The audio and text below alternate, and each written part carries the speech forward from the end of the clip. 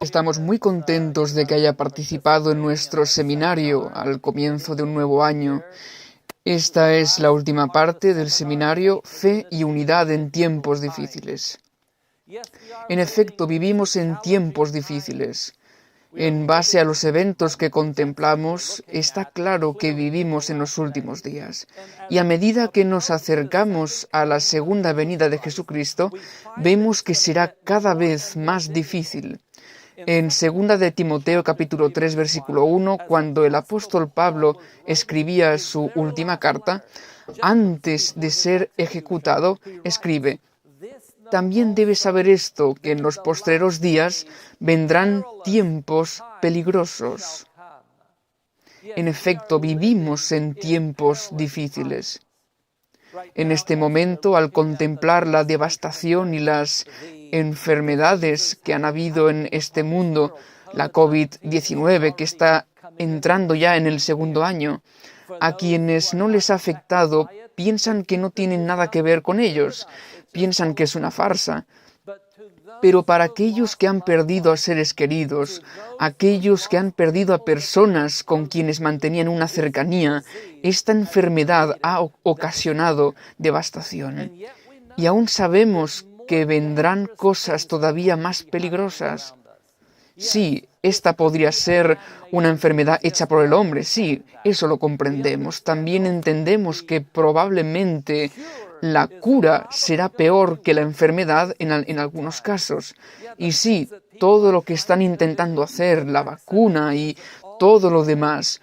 Y sabemos que vivimos en los últimos días.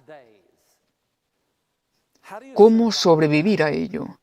Sobre todo cuando miras en la sociedad, ¿qué está ocurriendo en la sociedad en relación con estas enfermedades, los huracanes, los terremotos, todas estas tragedias?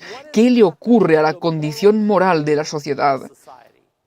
El apóstol Pablo sigue diciendo: porque habrá hombres amadores de sí mismos, avaros, vanagloriosos, soberbios, blasfemos, desobedientes a los padres, ingratos, impíos, sin afecto natural, implacables, calumniadores, intemperantes, crueles, aborrecedores de lo bueno, traidores, impetuosos, infatuados, amadores de los deleites más que de Dios, que tendrán apariencia de piedad, pero negarán la eficacia de ella. A estos evita. En efecto, todas estas cosas las podemos ver con claridad en la sociedad. Podemos ver que todos estos son problemas sociales, problemas referentes a unos para con los otros. De eso se trata. Y la corrupción de la sociedad a nivel social es una clara señal de los últimos días.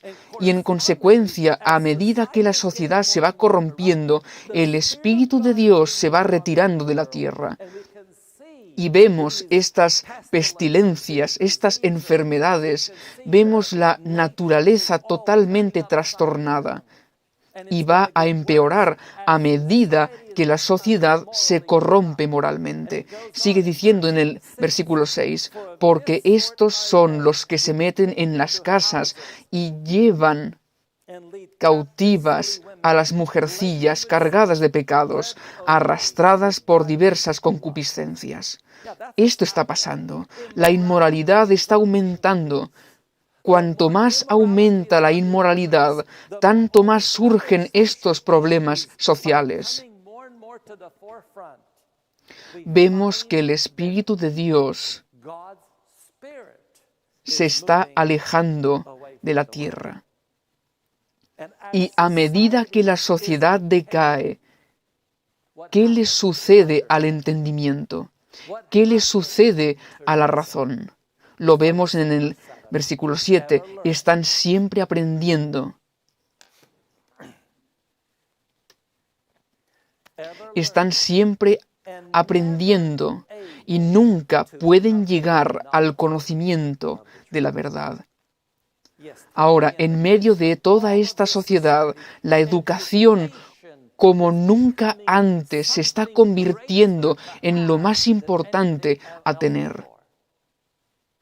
La gente antes aprendía a negociar, aprendía este tipo de cosas y las consideraban como valiosas, pero ahora lo valioso es obtener una formación. Y sí, están siempre aprendiendo, pero nunca pueden llegar al conocimiento de la verdad. ¿Y qué tiene esto como resultado? ¿Qué ocurre cuando hay más población formada? ¿Qué ocurre con aquello que llamamos fe?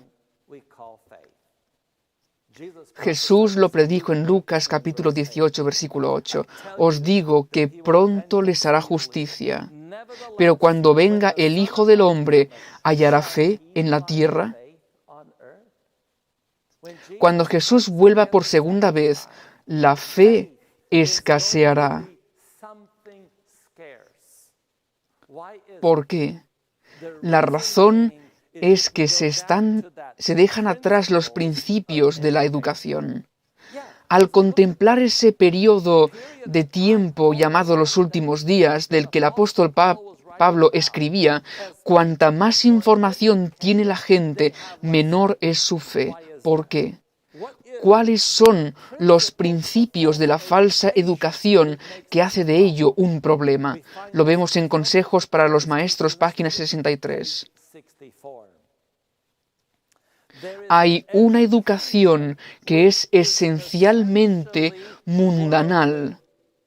Quiero detenerme aquí y pensar por un momento. Esto es una descripción de la educación mundanal y de sus principios. Leámoslo de nuevo. Hay una educación que es esencialmente mundanal. Su fin es dar éxito en el mundo, satisfacer la ambición egoísta.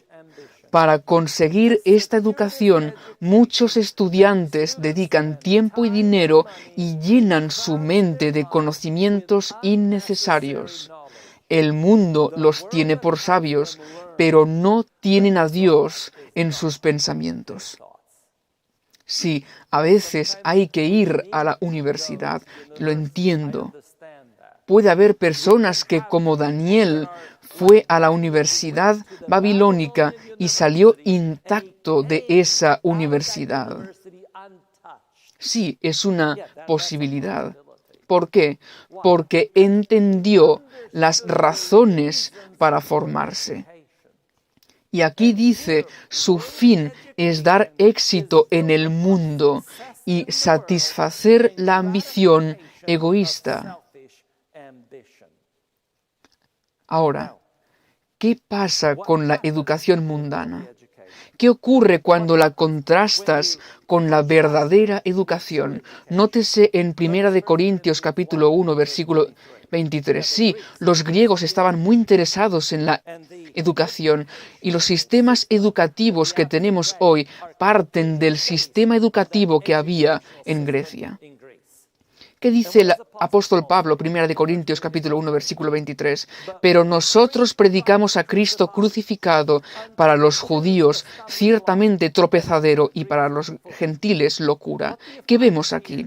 ¿Qué encontramos aquí al contemplar estos dos sistemas educativos? Como ven, el sistema educativo de Cristo es ¿qué? Es la crucifixión. Sí, Cristo crucificado. Y cuando la gente del mundo ve a Cristo crucificado, para aquellos que son judíos, para aquellos que comprenden la verdad, es tropezadero. Y por supuesto, para aquellos que se educaron en el sistema educativo griego, es locura. Así que, ¿qué hace Dios? ¿Qué sucede con este tipo de sistema educativo?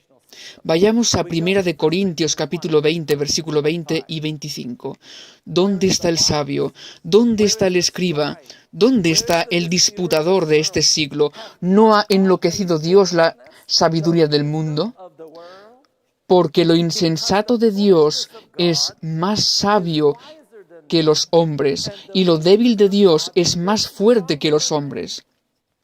Los principios del mundo y los principios de Dios son totalmente contrarios. En el sistema de educación mundanal están siempre aprendiendo y nunca pueden llegar al conocimiento de la verdad. Y es por eso que el apóstol escribe lo siguiente en 1 Corintios 1:21, pues ya que en la sabiduría de Dios el mundo no conoció a Dios mediante la sabiduría, agradó a Dios salvar a los creyentes por la locura de la predicación. Dios usa algo totalmente distinto de lo que la gente espera. Quieren ver cosas tangibles y Dios usa la predicación para cambiar la vida de las personas. Y aún para nosotros, los creyentes, ¿qué es este verdadero sistema de educación que contrasta con el mundo? 1 Corintios 1:18, porque la palabra de la cruz es locura a los que se pierden, pero a los que se salvan, esto es, a nosotros, es poder de Dios. Se centra en la crucifixión, se centra en la cruz. Ese es el poder de Dios. ¿Qué más dice en el versículo 24? Mas para los llamados, así judíos como griegos, Cristo, poder de Dios y sabiduría de Dios. Sí, esto mismo es. El poder de Dios se encuentra en la cruz de Cristo y la sabiduría de Dios se encuentra en la cruz de Cristo. Sí, sabiduría, educación, verdadera educación. Esto la encontramos en la cruz de Cristo. Y a menos que comprendamos este principio de verdadera educación, ¿qué nos ocurrirá? En Mente, Carácter y Personalidad, tomo 1, página 66, dice, ahora, más que nunca antes, necesitamos comprender la verdadera ciencia de la educación. Si dejamos de entender esto, ahora más que nunca antes, necesitamos comprender la verdadera ciencia de la educación. Si dejamos de entender esto, nunca tendremos un lugar en el reino de Dios. ¿Entiende usted esto? Si no comprendemos la verdadera ciencia de la educación, nunca seremos salvos. Y si miramos en la historia, sobre todo en el libro titulado Estudios en Educación Cristiana de E. A. Sutherland, muestra con claridad que la falta de verdadera educación en el protestantismo les llevó a rechazar el mensaje del primer ángel. Y en cuanto a nosotros hoy, si no comprendemos la verdadera ciencia de la educación, no tendremos un lugar en el reino de Dios. ¿Quiere usted ser salvo? Entonces debe comprender la verdadera ciencia de la educación. Hemos estado hablando sobre la administración. De ahí viene este seminario de administración de iglesia. Y tendremos seminarios cada 2 meses para poder comprender nuestras responsabilidades. Así pues, cuando hablamos sobre las responsabilidades de la iglesia, ¿cuál creen que es la necesidad esencial a la hora de cumplir con las responsabilidades de la iglesia? ¿Saben cuál es? La encontramos en Mateo capítulo 16, versículo 24. Entonces Jesús dijo a sus discípulos, si alguno quiere venir en pos de mí, niéguese a sí mismo y tome su cruz y sígame. Esto es, al comenzar este nuevo año, es un buen tiempo para reflexionar que la verdadera educación contrasta con la mundana. La educación mundana tiene como base tener éxito económico, tener cosas que me benefician a mí, mientras que la verdadera educación, la sabiduría de Dios, se encuentra en la cruz de Cristo. Y aquí Jesús dice que tú y yo debemos tomar la cruz. Entonces, ¿cuál es la diferencia fundamental entre la verdadera educación y la mundana? ¿Cuál es la diferencia fundamental? La Educación Cristiana, página 257. Educación significa mucho más de lo que muchos suponen. La verdadera educación abarca la disciplina física, mental y moral, a fin de que se apresten todas las facultades para el mejor desarrollo, para servir a Dios y para trabajar por la elevación de la humanidad. Recuerden, la educación mundana consiste en edificarse a uno mismo, tener éxito, para que la gente nos vea y diga, wow, tiene una buena formación. Pero, ¿qué hay de la verdadera educación? ¿Qué hace la verdadera educación? Desarrollar todas las facultades a la máxima capacidad. ¿Pero por qué razón? Para servir.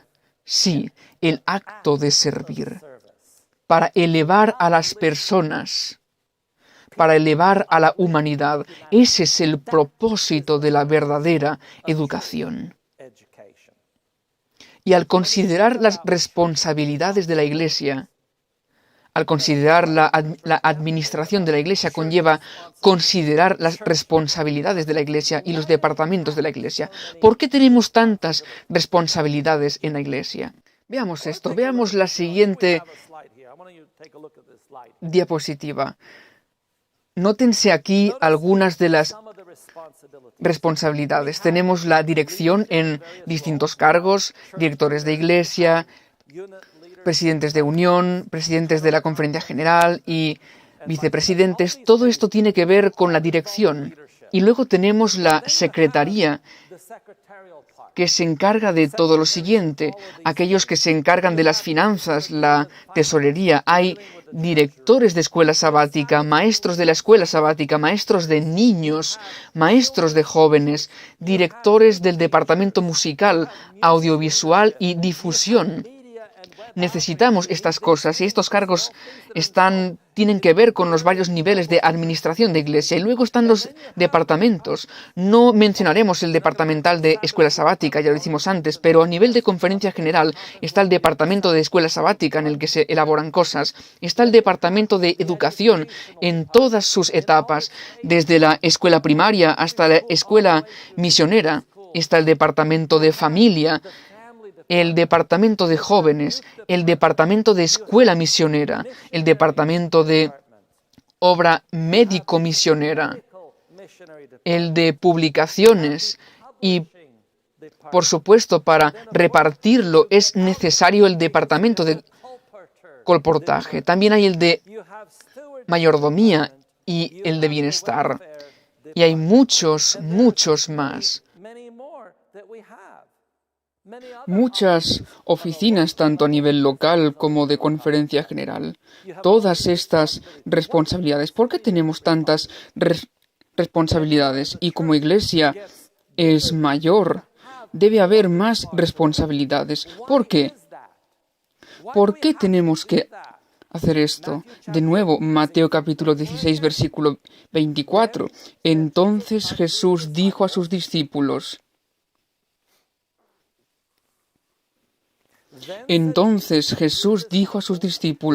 si alguno quiere venir en pos de mí, niéguese a sí mismo y tome su cruz y sígame. ¿Por qué? Porque debemos tomar la cruz. Sí, la conversión tiene un precio natural.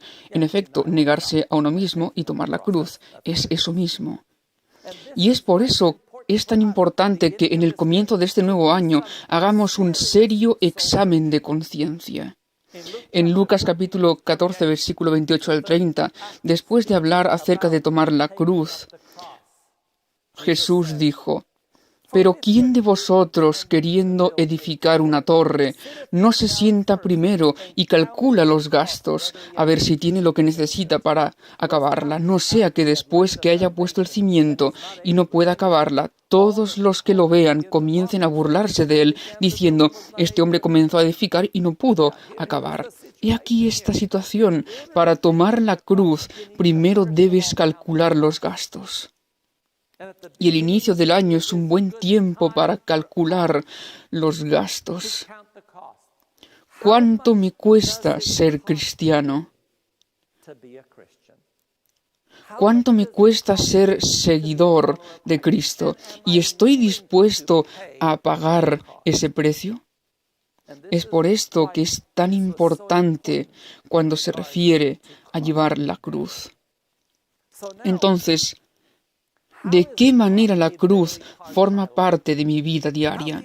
¿Cómo vamos hacia la cruz en todo momento? Profetas y Reyes, página 165. La invitación de ponerlo todo sobre el altar del servicio le llega a cada uno. No se nos pide que sirvamos como sirvió Eliseo, ni somos todos invitados a vender cuanto tenemos, pero Dios nos pide que demos a su servicio el primer lugar en nuestra vida, que no dejemos transcurrir un día sin hacer algo que haga progresar su obra en la tierra. Esta es la cruz que tenemos.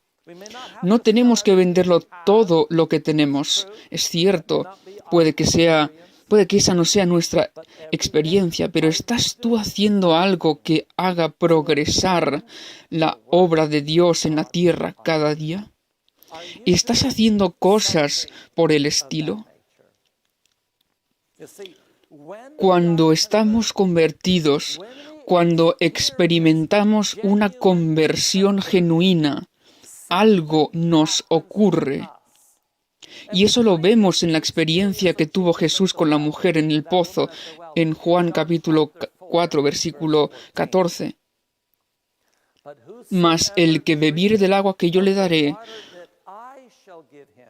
no tendrá sed jamás, sino que el agua que yo le daré será en él una fuente de agua que salte para vida eterna. Quisiera que observaran esto detenidamente. Cuando aceptamos el agua de vida en nuestro corazón, en nosotros se convierte en una fuente.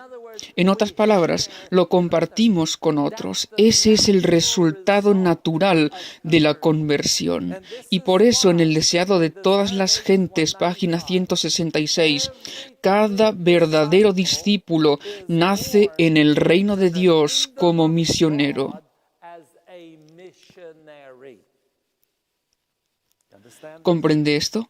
En el momento en que somos convertidos, en el momento en que nacemos de nuevo, nos convertimos en misioneros. Leámoslo de nuevo. Cada verdadero discípulo nace en el reino de Dios como misionero. El que bebe del agua viva, llega a ser una fuente de vida. El que recibe llega a ser un dador. La gracia de Cristo en el alma es como un manantial en el desierto, cuyas aguas surgen para refrescar a todos y da a quienes están por perecer de avidez de beber el agua de vida. Cuando las personas nos ven y ven lo que tenemos, quieren tener lo mismo. Quieren beber de la misma agua de vida que tenemos. Quieren tener esa experiencia. Ahora, la pregunta es, ¿por qué la cruz es la pieza central de la vida cristiana? Por supuesto, no hablamos solo de la cruz de Cristo, sino que Jesús dice que debemos tomar la cruz. ¿Y por qué es eso? Cuando hablamos de la verdadera educación, está conectada a la cruz, mientras que cuando hablamos de la educación mundanal tiene que ver con el placer. ¿Por qué sucede esto? Las dos cosas contrarias la una de la otra. ¿A qué se debe? ¿Por qué es la cruz tan importante? ¿Y qué es lo que la cruz hace en mí personalmente? ¿Qué sucede cuando verdaderamente acepto la cruz de Jesucristo? ¿Qué sucede en ese momento? He aquí una preciosa declaración en Juan 15:11. Veamos qué dice. Estas cosas Estas cosas os he hablado para que mi gozo esté en vosotros y vuestro gozo sea cumplido. Quiero que se detenga y contemple esto. Cada cosa que Jesús nos dice es para que experimentemos gozo. Entonces, cuando me niego a mí mismo y tomo la cruz con el fin de hacer lo que Dios me pide que haga, que es servir a los demás, cuando hacemos esto, es ahí cuando experimentamos el gozo en nuestras vidas. ¿Quiere usted este tipo de gozo? ¿Qué ocurre si dice, no quiero eso? Quiero otro tipo de sistema. No quiero estar sirviendo constantemente. Que me manden a hacer algo constantemente. Quiero un poco más de paz. Voy a relajarme y a no hacer nada. Quiero el placer. ¿Qué ocurre entonces? Nótese en Patriarcas y Profetas, página 588. El hombre hace a su propia alma el mayor daño e injusticia cuando piensa y obra en forma contraria a la voluntad de Dios. No se puede hallar gozo verdadero en la senda prohibida por aquel que sabe en qué consiste lo mejor y procura el bien de sus criaturas. El sendero de la transgresión lleva a la miseria y a la perdición, pero los caminos de la sabiduría son caminos deleitosos y todas sus veredas paz. Proverbios 3:17. Esa es la elección que se nos presenta. Parece que los caminos del mundo son mejores porque nos beneficia. Eso es lo que parece. Pero su fin es la destrucción, no solo en la vida futura, aún en esta vida. Pero si seguimos los caminos de Dios, el camino de servicio, encontraremos gran gozo. Veamos ahora el ejemplo de Jesús. ¿Qué le dio gozo? ¿Qué le animó en esta vida mientras seguía el camino hacia la crucifixión? Toda su vida fue una vida de servicio en el camino hacia la crucifixión y aún así era feliz. ¿Qué le hacía feliz? ¿Qué le daba paz? ¿Qué le daba el gozo verdadero? Hebreos 2:12 dice: puestos los ojos en Jesús, el autor y consumador de la fe, el cual por el gozo puesto delante de él sufrió la cruz, menospreciando el oprobio, y se sentó a la diestra del trono de Dios. ¿Qué había en la vida de Jesús? Él contemplaba el gozo en salvar a las almas, y esto le ayudó en todo el camino.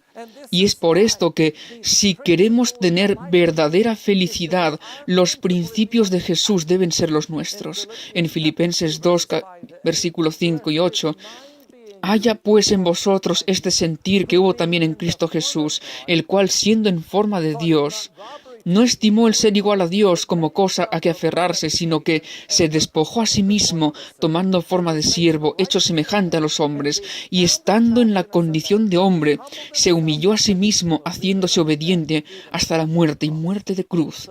Entonces, he aquí a Jesús, era Dios, era igual a Dios, todas las huestes angelicales estaban allí para servirle, y en cambio Él les sirvió a ellos. Y no solo les sirvió, sino que nos vio en este mundo y vino para servir a los pecadores. Los rechazan el gobierno de Dios. Él vino para recuperarnos para Dios a través de Cristo. ¿Cómo? Mediante el servicio. Se hizo obediente hasta la muerte y muerte de cruz. ¿Qué halló Cristo en eso?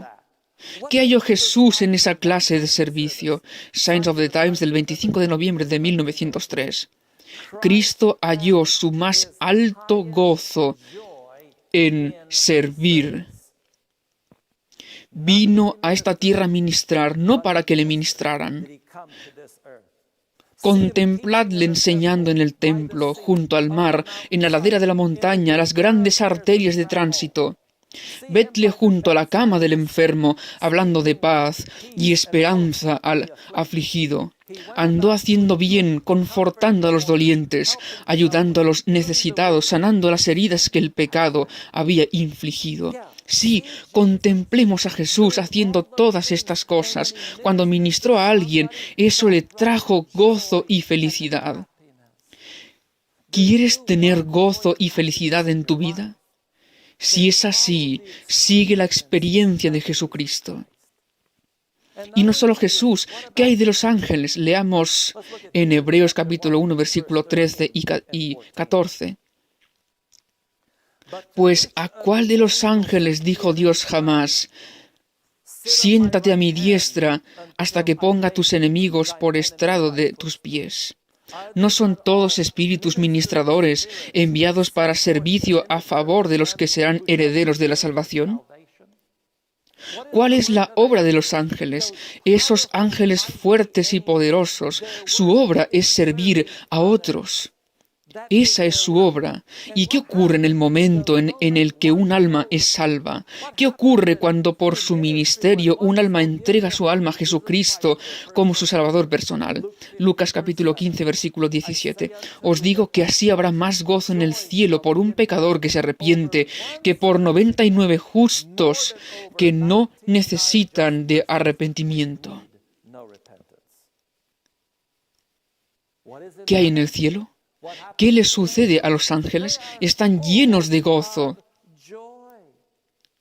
Por eso en Signs of the Times de 28 de marzo de 1895 dice: la cruz de Cristo es el poderoso medio que Dios ha planeado llevar al mundo.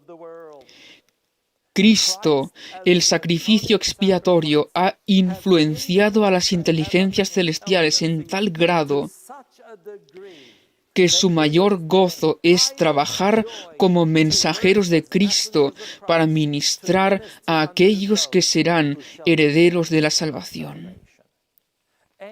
El mayor gozo de los ángeles es ser mensajeros de Jesucristo para servir a la humanidad. Ese es su mayor gozo. ¿Y qué hay de nosotros? ¿Qué hay de tú y yo? ¿Dónde hallamos nuestro mayor gozo?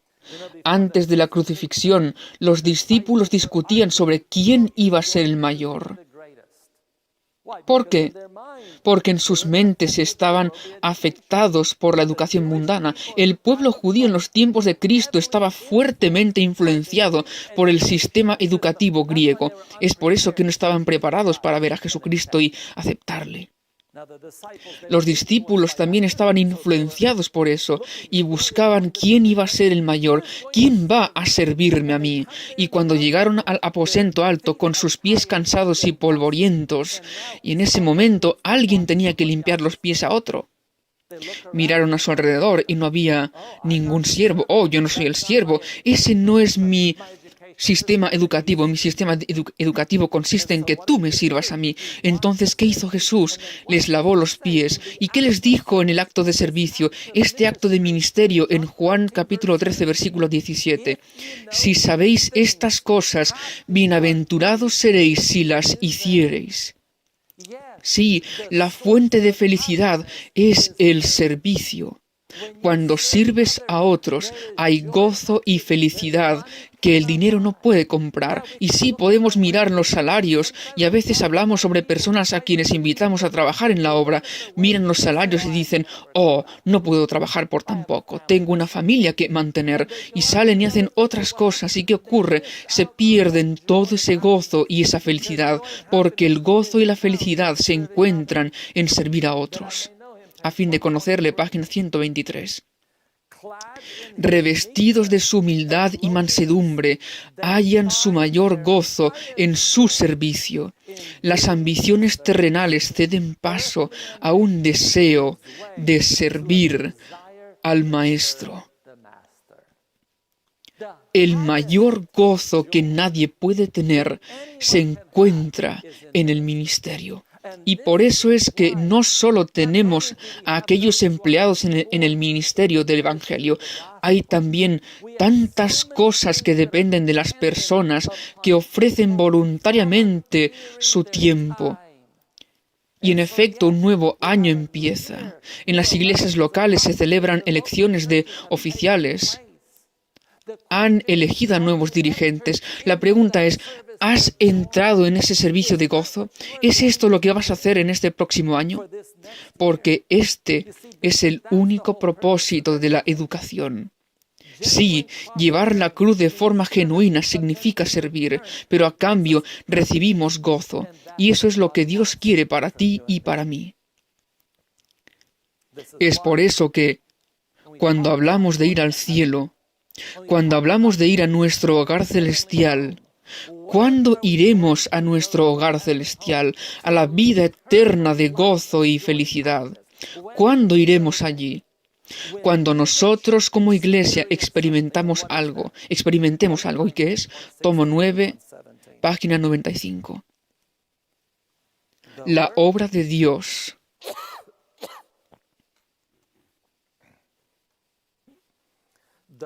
La obra de Dios en este mundo no podrá terminarse hasta que los hombres y las mujeres que componen la feligresía de nuestra iglesia se interesen en la obra y unan sus esfuerzos con los de los ministros y dirigentes de la iglesia. Sí, esto es cierto. Entonces lo que vemos aquí es que la obra de Dios en este mundo no terminará. No lograremos ir a nuestro hogar celestial donde experimentaremos gozo y felicidad eterna hasta que, ¿qué ocurra? Hasta que todos los miembros de la iglesia se interesen en la obra y se unan con los ministros y dirigentes de la iglesia. Sí, algunas personas piensan, el ministerio debe hacer la obra, debe terminar la obra, para eso les pagamos. Otros dicen, son los miembros laicos. Miembros laicos terminarán la obra. Y adivinen qué, no es ninguno de los dos, sino cuando todos nosotros nos unamos y nos preparemos para el gozo eterno. ¿Por qué? Porque tenemos gozo aquí. ¿Y cómo tenemos gozo aquí? Es el gozo de servir a otros. Y es por eso que durante todo este año celebraremos los seminarios que estamos teniendo. Y para el próximo año tenemos previsto tener un seminario al mes en uno de los departamentos. Y es bueno que asistas a todos, pero si no puedes, al menos asiste a los que te interesen, para que así puedas comprender todo lo que tienes que hacer con el fin de ser más útil al servicio de Jesucristo. Y por eso, lo que hoy necesitamos en la iglesia cuando hablamos sobre aquellos que ocupan un cargo como dirigentes, ¿cuál es su función? Lo encontramos en Obreros Evangélicos, página 208. Pero muchos pastores fracasan al no saber o no tratar de conseguir que todos los miembros de la iglesia se empeñen activamente en los diversos departamentos de la obra de la iglesia.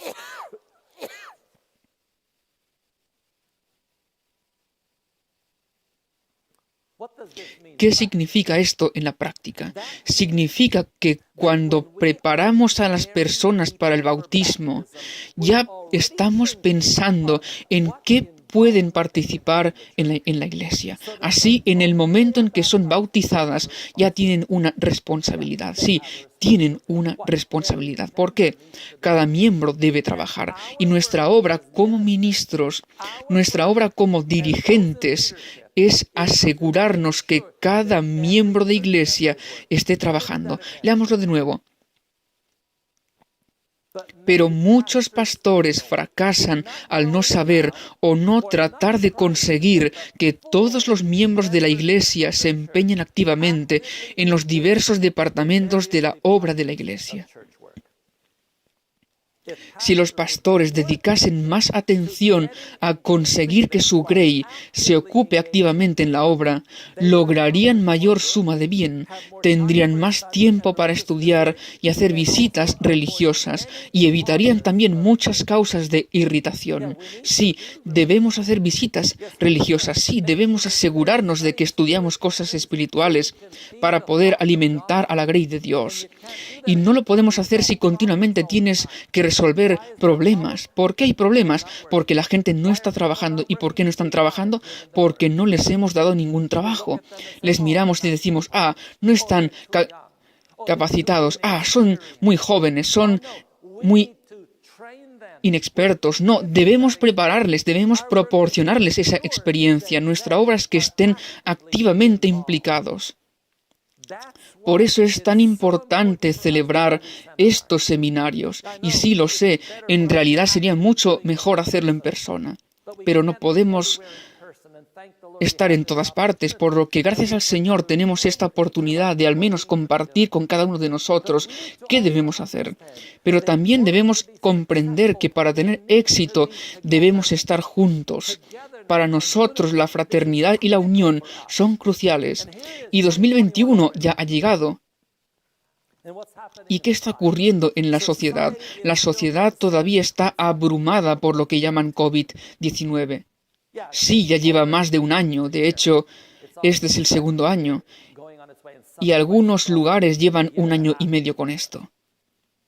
¿Por qué sucede esto? ¿Qué nos está pasando? La gente está experimentando lo que llaman distanciamiento social, alejándose unos de otros. En algunos lugares llevan mascarilla y es obligatorio, e incluso dicen que hay que llevar mascarilla hasta cuando vas solo en el automóvil. No puedo creerlo. En el sur de California, a principios del año pasado, vi a personas corriendo con las mascarillas puestas. Es increíble. Algunos dicen, nada más salgas de casa debes llevarla puesta. E incluso ahora estuve leyendo y decía que debes llevarla puesta aún estando con tu familia en tu casa. No lo podía creer. Con las iglesias cerradas, todas estas cosas, en medio de toda esta pandemia y el mundo llegando a su fin, vemos que la profecía se cumple a nuestro alrededor. ¿Cuál es el mensaje para nosotros hoy? ¿Cuál es el mensaje de Dios? Lo encontramos en Hebreos capítulo 10, versículo 25. No dejando de congregarnos, como algunos tienen por costumbre, sino exhortándonos, y tanto más cuanto veis que aquel día se acerca. Al ver los sucesos, las señales de los tiempos teniendo lugar, vemos que la venida de Jesús se acerca, tanto más debemos reunirnos. Sí, necesitamos reunirnos en la iglesia, tanto más necesitamos esto. ¿Por qué? ¿Por qué necesitamos confraternizar unos con otros? ¿Por qué es eso una necesidad? En Materials 1888, página 1682, habéis perdido mucho, sobre todo al no haber ocupado vuestro lugar en asambleas religiosas, poniéndoos bajo las influencias más saludables en los canales de luz. Las preciosas oportunidades de ser testigos de Cristo no deberían contemplarse como innecesarias. Debemos ponernos en los canales de luz, bajo las influencias más saludables. Y sigue diciendo, ¿no sabéis que si el pueblo de Dios se reúne para adorarle, como sus más fervientes testigos, recibe una rica bendición? Son representantes de Cristo y Él está en su medio para bendecir. Sí, vemos todas estas cosas a nuestro alrededor. Se están cerrando iglesias, no se nos permite reunirnos. Y aún así, necesitamos confraternizar unos con otros. Necesitamos ese tipo de unidad. ¿Y qué vemos en lugar de esto? ¿Qué sucede en el mundo que nos rodea? ¿Qué experimentaba la iglesia primitiva cuando se reunían? Y vemos que el pueblo de Dios debe confraternizar, sobre todo en estos últimos días. Y en vez de eso, ¿qué sucede? Hechos 8:1. Y Saulo consentía en su muerte. En aquel día hubo una gran persecución contra la iglesia que estaba en Jerusalén, y todos fueron esparcidos por las tierras de Judea y de Samaria, salvo los apóstoles. ¿Qué estaba ocurriendo? Vemos persecución. La iglesia estaba creciendo y a medida que crecía vino la persecución y los esparció. Y sin embargo dice que deberíamos reunirnos. Se supone que debemos confraternizar unos con otros. Y dice que fueron perseguidos. ¿Por qué? ¿Por qué fue la iglesia perseguida? Y me viene la pregunta, ¿por qué el COVID-19? ¿Por qué cierran las iglesias? ¿Por qué alguien establece que no pueden reunirse más de 10 personas a la vez? Solo 10 o menos pueden reunirse. ¿Por qué sucede esto? ¿Será que Dios lo envía? ¿Es el mensaje de Dios para nosotros hoy que debamos esparcirnos en este tiempo cuando debemos estar unidos? Bien, veámoslo. Hechos de los Apóstoles, página 86. La persecución que sobrevino a la iglesia de Jerusalén dio un gran impulso a la obra del Evangelio. El éxito había acompañado la administración de la palabra en ese lugar y había peligro de que los discípulos permanecieran demasiado tiempo allí, desatendiendo la comisión del Salvador de ir por todo el mundo. Este es un mensaje para nosotros hoy. Nos reunimos en centros, queremos estar cada vez más juntos. Hay lugares en los que tenemos cientos de miembros en la misma ciudad. Y Dios dice, id por todo el mundo y predicad el Evangelio. Y cuando hay cientos de miembros en una misma ciudad, decimos, construyamos una iglesia todavía mayor para que todos quepamos en una misma iglesia.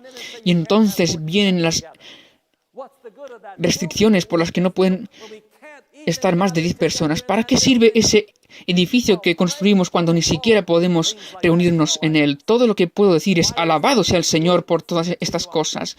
¿Por qué? Sigue diciendo, olvidando que la fuerza para resistir al mal se obtiene mediante el servicio agresivo.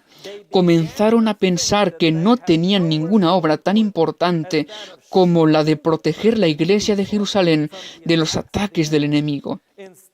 En vez de enseñar a los nuevos conversos a llevar el Evangelio a aquellos que no lo habían oído, corrían el peligro de adoptar una actitud que indujera a otros a sentirse satisfechos con lo que habían hecho. Ese es el problema, nos sentimos satisfechos con tanta facilidad, sobre todo cuando comenzamos a divisar cosas, comenzamos a divisar edificios y nuestras mentes, esto se convierte en el centro de todo, que eso es lo que significa reunirnos, que eso significa estar unidos, y nos sentimos satisfechos y entonces comenzamos a morir.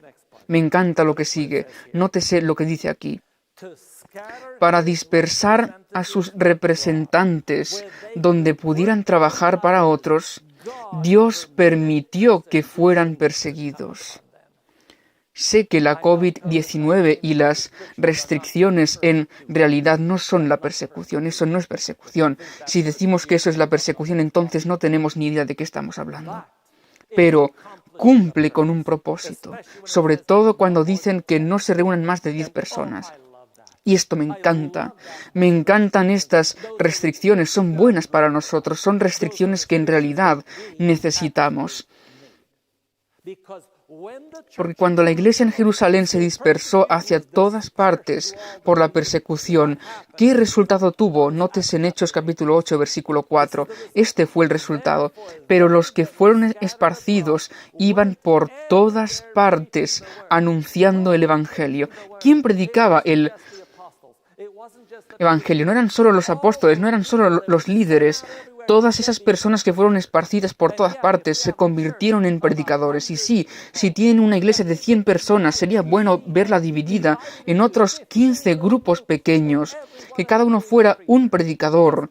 Y sí, yo valoro el ministerio en línea, valoro el hecho de haberme podido dirigir a ustedes en la comodidad de su hogar para compartir juntos este mensaje a través de los medios de comunicación. Yo creo en los medios, llevo usándolos desde 1991. Estuve involucrado de forma activa con los medios en varias de sus etapas. Pero hermanos, eso no satisface la necesidad de reunirnos juntos de forma personal. Y sobre todo en grupos pequeños, en grupos más pequeños, reunirnos en esos grupos. Justo el otro día estuve hablando con alguien en su estado, con las restricciones, no pueden reunirse más de 10 personas en la iglesia. Y hablaban sobre cerrarla y les pregunté, ¿por qué? Sí, reúnanse con las restricciones, sí, reúnanse 10 personas, rebajen el número de personas, para las visitas y que se reúnan 5 o 6 en la iglesia y dejen entrar a las visitas y luego abran las casas. ¿Qué hay de los hogares? ¿Qué hay de las iglesias en los hogares? ¿Qué tal si abrimos las puertas de nuestros hogares, invitamos a nuestros vecinos a que vengan, invitar a otras personas a que entren?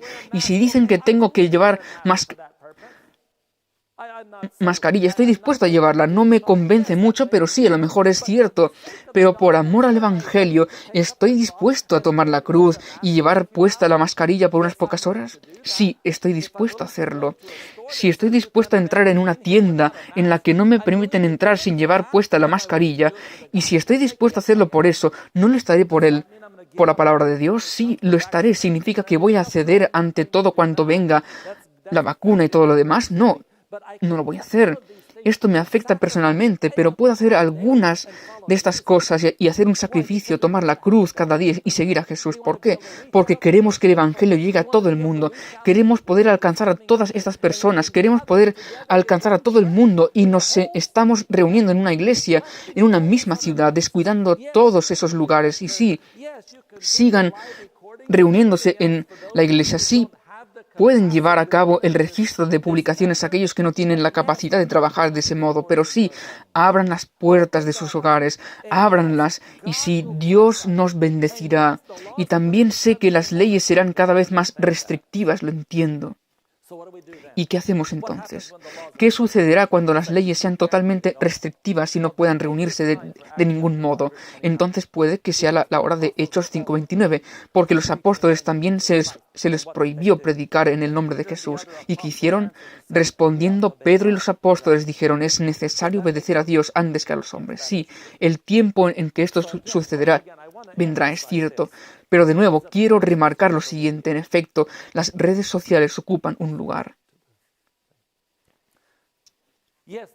Sí, las redes sociales ocupan un lugar. Y aquí pueden ver impartiendo las clases por Internet en el Plymouth Leadership College. Algunos tuvimos que cancelar las clases. Aún así, algunos pudieron asistir por algún tiempo. Y gracias al Señor pudimos usar estos medios y agradezco a Dios por ello. Necesitamos las redes sociales, pero no sustituye el reunirnos de forma personal.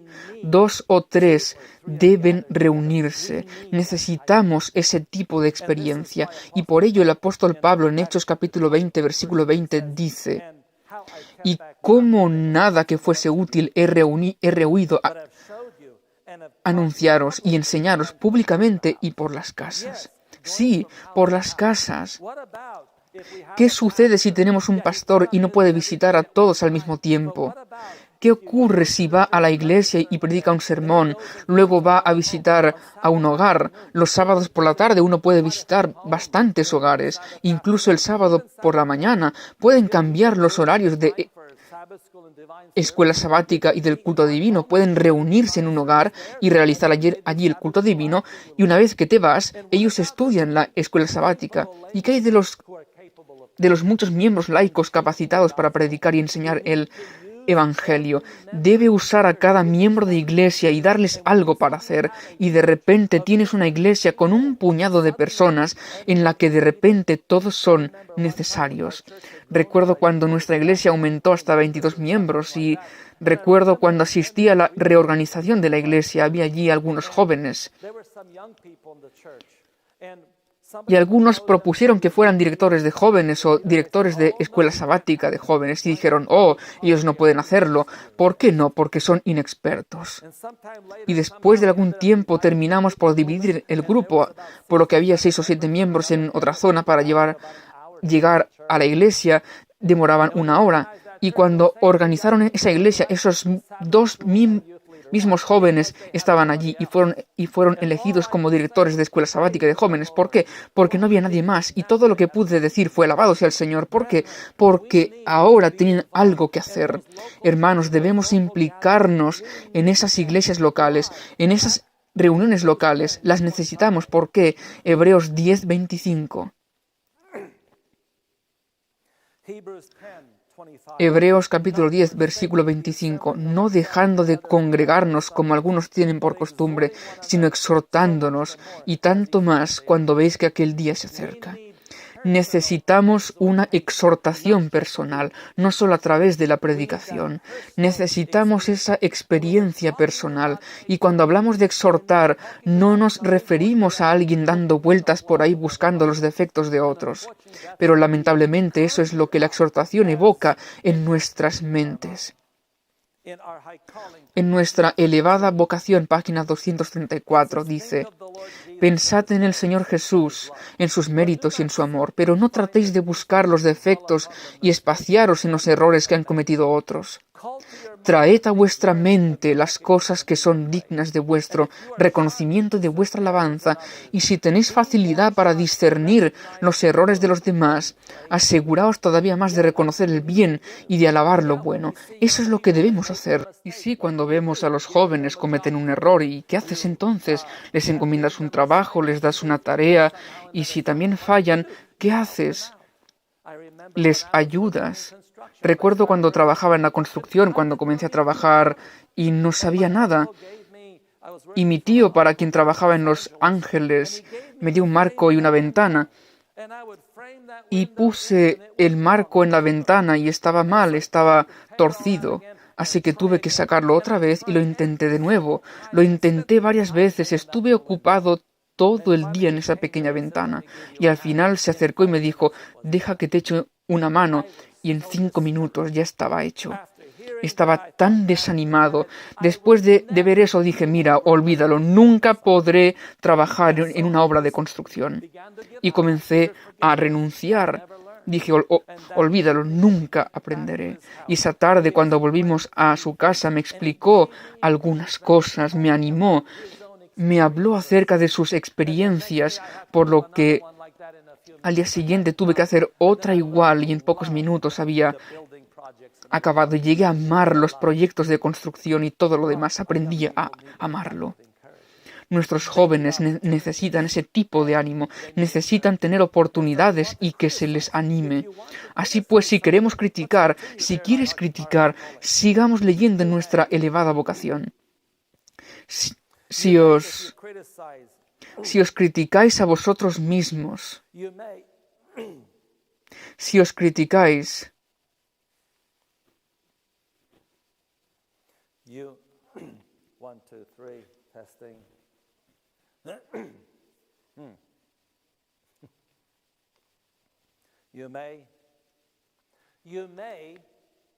si os criticáis a vosotros mismos, podéis encontrar cosas tan objetables como las que veis en nosotros.